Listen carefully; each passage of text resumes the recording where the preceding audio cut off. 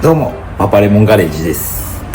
アトト最新 Android ナビ X10 をインストールします。提供元はアトトです。X10 は S8 よりグレードアップしてます。オクタコアの SD665、QCM6125 と同等の CPU を搭載しており、AI エンジン、動画、ゲームなどを快適に動作する高性能な CPU です。8GB の RAM で、エントリーモデルは 2GB や 4GB が多いのですが、こちらは 8GB なのでメモリの容量が大きいです。128GB の ROM で、データ容量も大きく、ナビで使用するには十分な容量です。Android 13をベースに、ICE UI13.0 を導入により操作性や互換性が向上しています。かなりハイスペックな Android ナビと進化しております。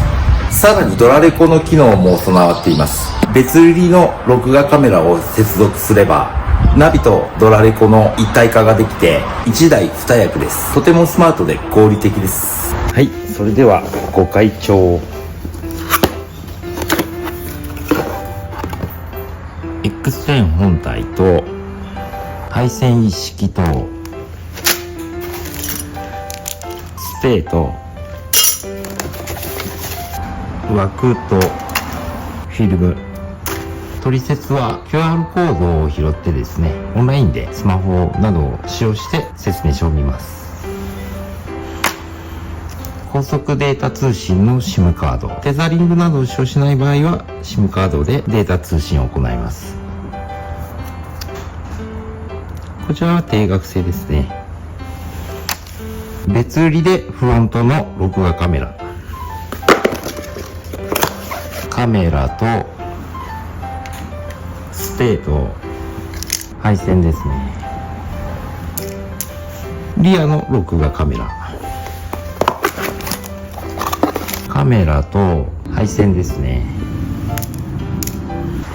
まずはシルビアについているイクリップスナビを外します。2016年式で古いです。9年も経っているので化石です。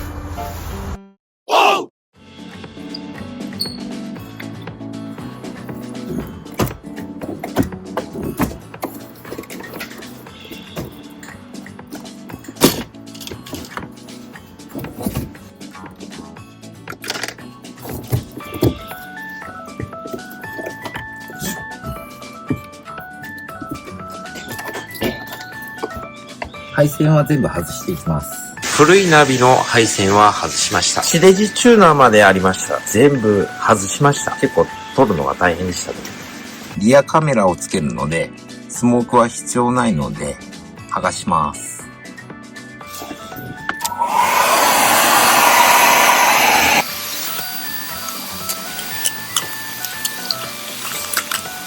スモークをきれいに剥がしました。リアのカメラを取り付けます。とりあえず仮止めします。配線を引き込みやすいように内張りを剥がします。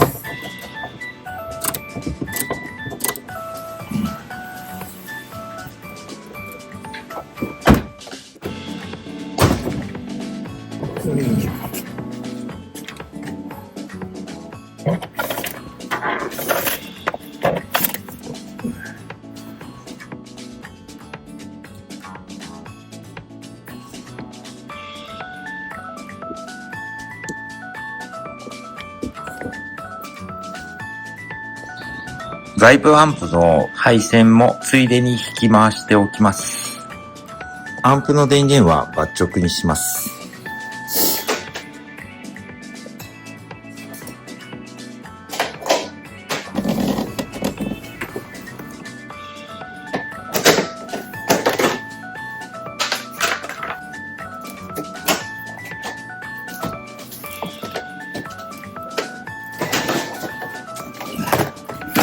アンテナとカメラの配線をします。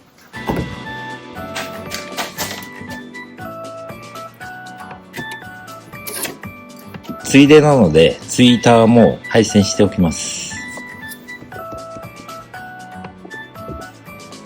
Wi-Fi アンテナはここに設置しました。ツイーターはダッシュボードの上にしました。フロントのミッドレンジはカロッツェリアを入れました。リアスピーカーのミッドレンジはロックフォードのプライムを入れました。サブウーファーは前の車についていたものを利用します。ウーハーボックスは Amazon で新たに新調しました。スピーカー用端子を買ってなかったのでハンダ付けします。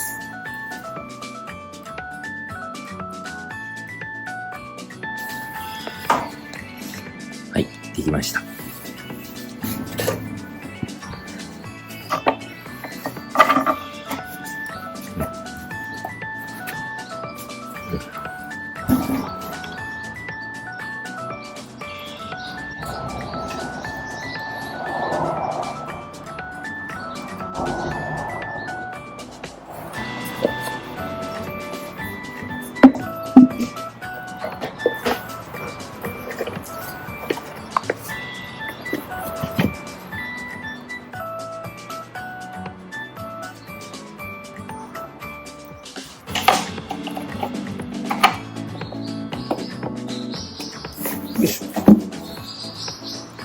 アンプはアップガレージで購入した中古のミューディメンションです。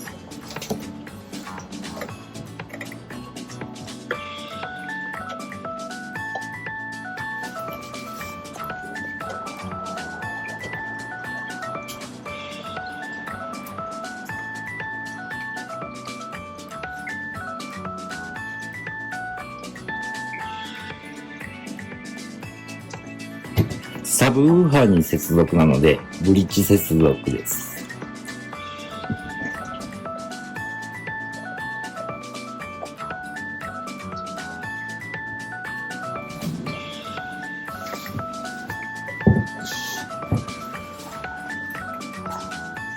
デッキの方の配線をしていきます。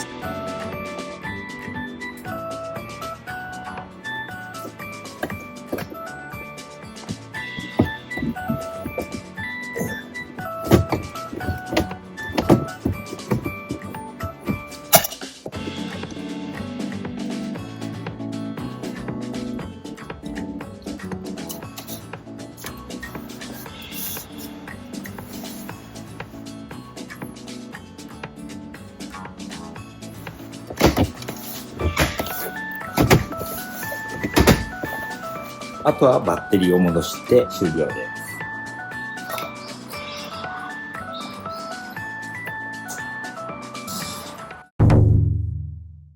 それでは起動します。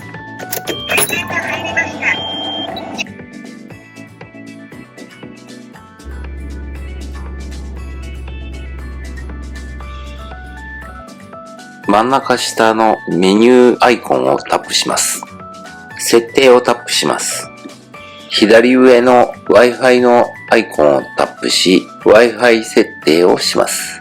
ネットワークが検出され、接続したいネットワークを選択します。パスワードを入力します。接続されたネットワークの詳細を確認できます。インターネットに接続されたか確認してみます。Google Chrome で YouTube 検索をしてみます。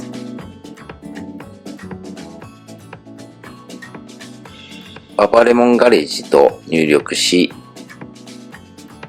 YouTube を開いてみます。はい、大丈夫ですね。Google 検索を開いてみます。アトトで検索します。アトトの製品が出ますね。画面を長押しすると、ウィジェットの設定ができます。設定したいアイコンを長押しして、画面に登録します。Google Chrome のスナップショットが表示されるようになりました。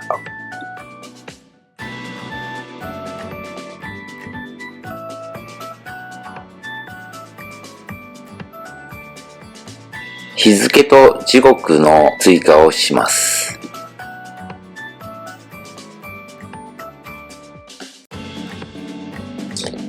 好きな表示に変えることができます。時計の種類も多いので、それだけでも楽しめますね。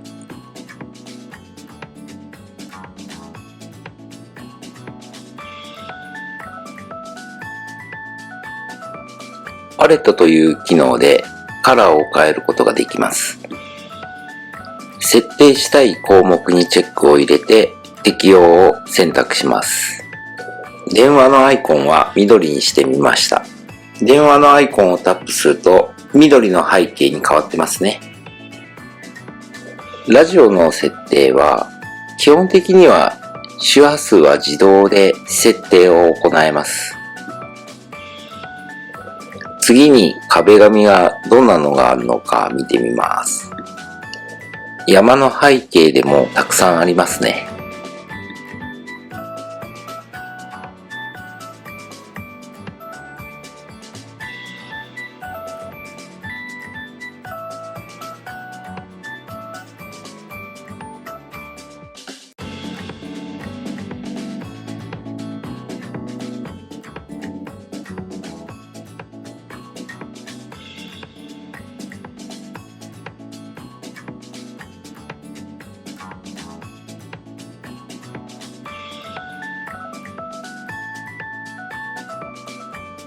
壁紙をウィジェットに順番に表示させることができますね。ライブ壁紙というのもありますね。こちらは動く壁紙ですね。海が好きなので、こちらの砂浜に打ち寄せる波の壁紙に設定します。動く壁紙めちゃくちゃいいですね。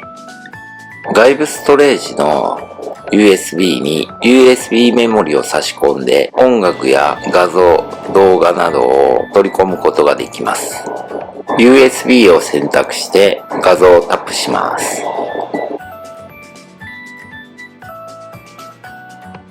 ビデオをタップして動画を流してみます。QLED はとても綺麗です。色彩が鮮やかですね。モニター画面が綺麗だと最新って感じがしますね。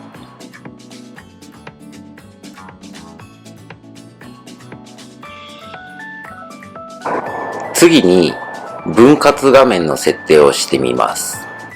分割画面に対応しているものを表示させます。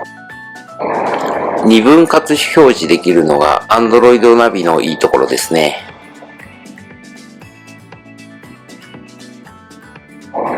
Bluetooth を設定します。デバイスを読み込みペアリングをします。CarPlay、Android Auto を自動有効化でチェックを入れておきます。このナビのすごいところが Bluetooth を2台接続できることです。もう1台のデバイスも同様の設定です。スマホ2台持ちのユーザーにとってはありがたい機能ですね。CarPlay を接続します。Z リンクを許可します。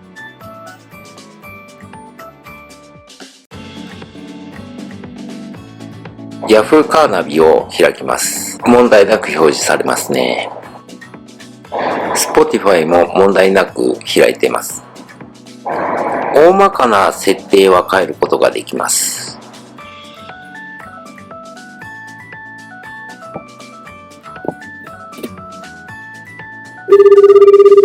もしもし。はいはい。聞こえる？聞こえるよ。次 LINE 電話かけてみるわ。オッケー。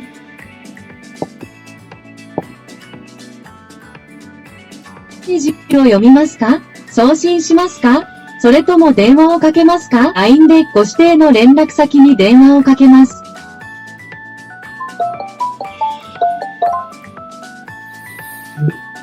もしもし。はい。俺の声聞こえる？声がちょっと遠くに感じる。わかった。通話の音声を良くするために別売りのデュアルマイクを設置します。デュアルマイクは運転席側のフロントガラスの上部に取り付けました。LINE でご指定の連絡先に電話をかけます。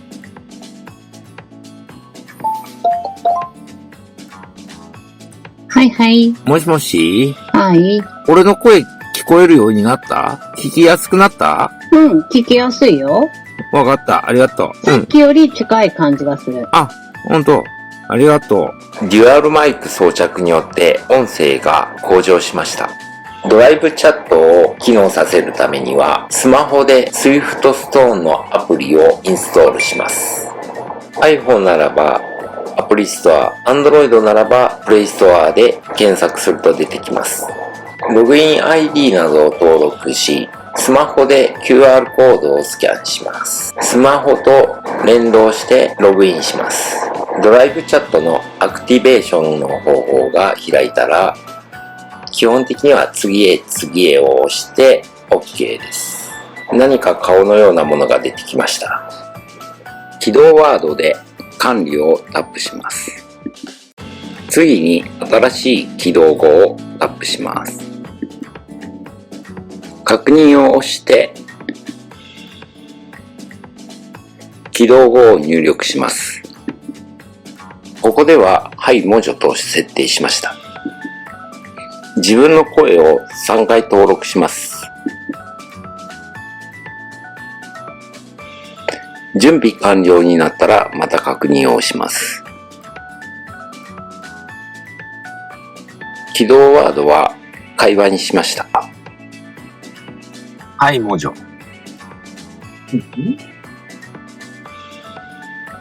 日本で一番高い山は何ですか？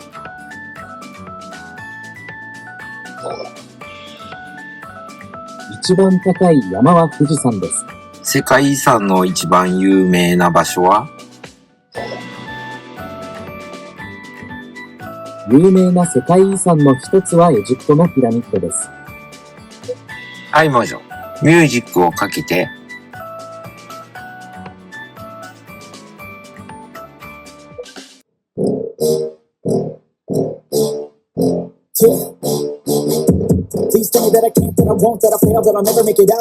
イコライザーモードを開いてみます。8つのプリセットモードから選択できます。スタンダード、ロック、ソフト、クラシック、ポップ、ホール、ジャズ、映画館、あとユーザー、カスタム、リスニングポジションは音場設定っていうところですね。ここで聞きやすいところを調整します。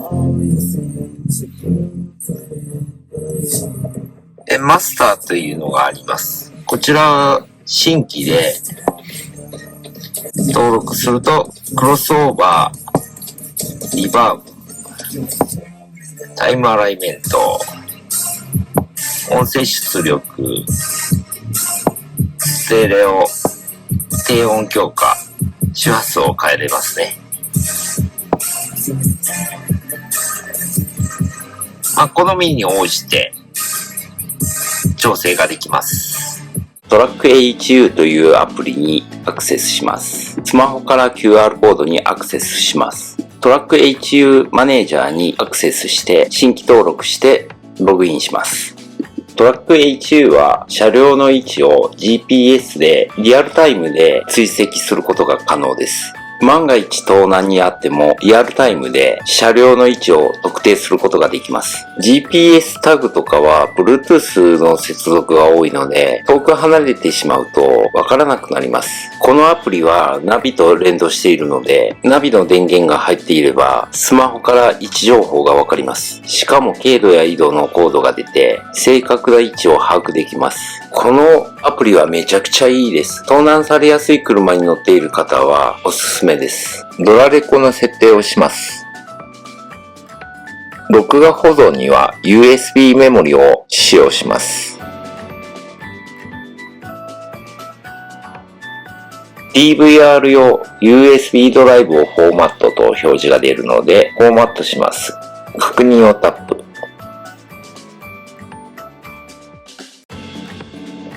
フォーマットが完了しましたと出ましたので、右上にレックと赤い丸の点滅が表示され、録画モードになりました。DVR のアイコンをタップしてドラレコ映像を表示させます。フロントの保護フィルムを剥がし忘れてましたので、色がグリーンっぽいです。右向きの矢印をタップするとフロント映像が拡大します。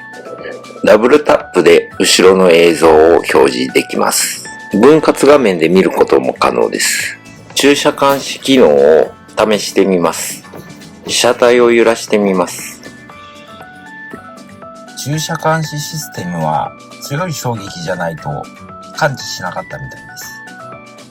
バックカメラの設定をします。バックカメラ操作をタップします。表示の設定をバックカメラか録画用リアカメラかを選択できます。リア録画用カメラに設定してバックギアを入れてみます。ギアを入れると録画用のカメラの映像になります。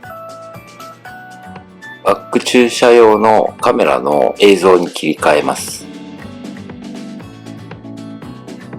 リアカメラを2台装着すれば切り替えが可能です。それでは走ってみてどんな感じに録画されているのか見てみます。こちらフロントカメラの映像です。昼間の映像ですが、カメラの画質は一般的な200万画素程度です。プライバシー保護の観点からモザイクをかけてます。前方のナンバープレートの識別は近い距離ならば判別できます。画質の方はまあ良くもなく悪くもなく普通という感じですね。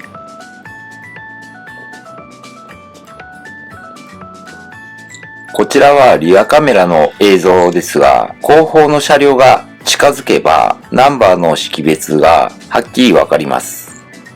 日中の明るい時間帯ならば綺麗に映ってますね。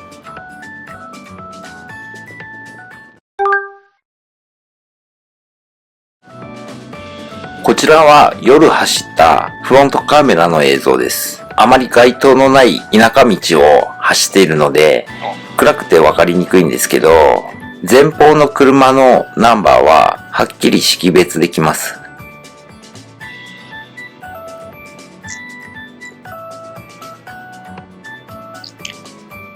リアカメラの映像ではスモークを剥がしたので、プライバシーガラスより後ろの映像はよく映ってます。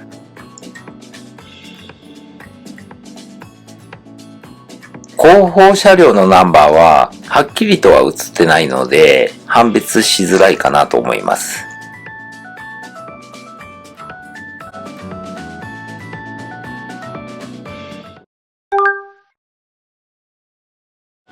続いてトンネルを見てみます。白飛びも黒つぶれも特に気にならないレベルなので、このカメラはなかなか優秀です。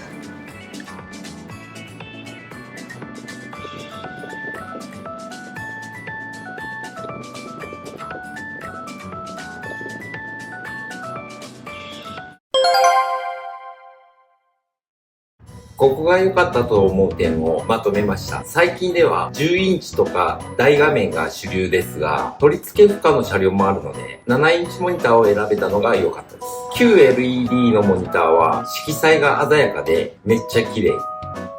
CPU の処理能力が高く、フリーズやシャットダウンが全くなく、サクサクヌルヌルで操作のストレスを全く感じない。GPS、Wi-Fi アンテナ、Bluetooth の感度が優秀で、ブツブツ途切れない。常に安定しています。CarPlay、Android Auto がワイヤレスに対応していて、ケーブルいらずでスマートです。オーディオ機能も素晴らしいです。イコライザーが多種多様でマニアックな調整ができます。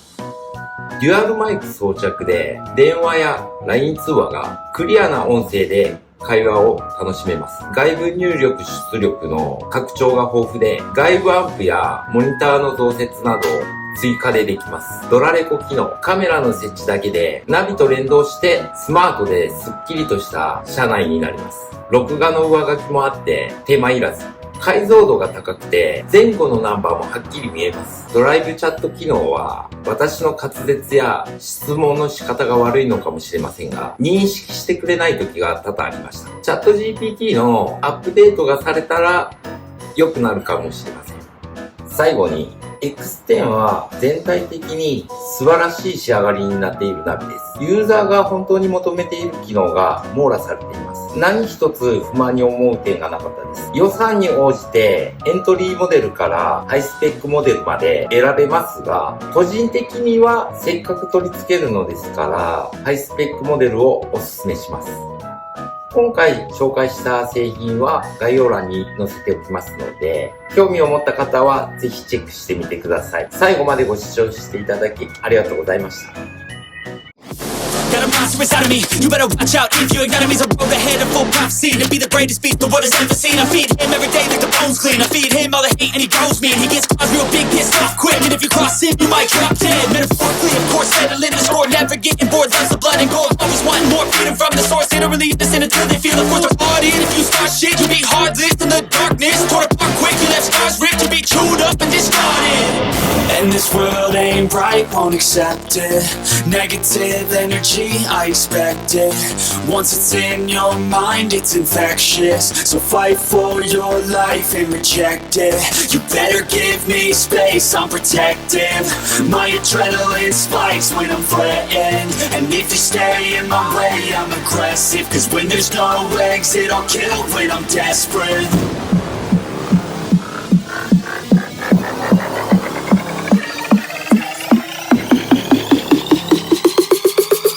When there's no exit, I'll kill when I'm desperate.